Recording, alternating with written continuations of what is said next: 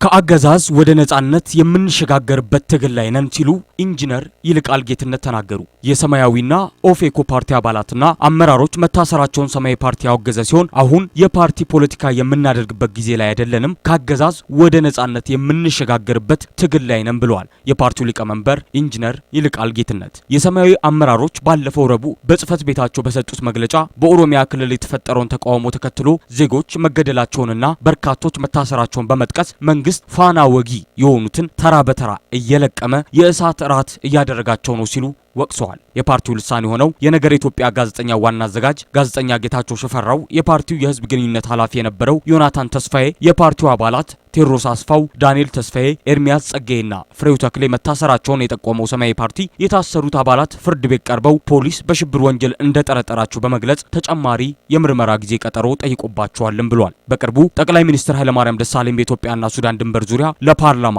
ያደረጉት ንግግር የተቹት የፓርቲው ሊቀመንበር ኢንጂነር ይልቃል ጠቅላይ ሚኒስትሩ ለፓርላማ ባደረጉት ንግግር ኢትዮጵያውያን የሱዳንን ድንበር የደፈሩ አስመስለው ዜጎችን ሽፍቶች በማለት የማይረሳ ታሪካዊ የክህደት ምስክርነትን ሰጥተዋል ብለው ተናግረዋል። ዘገባው የአዲስ አድማስ ጋዜጣ ነው።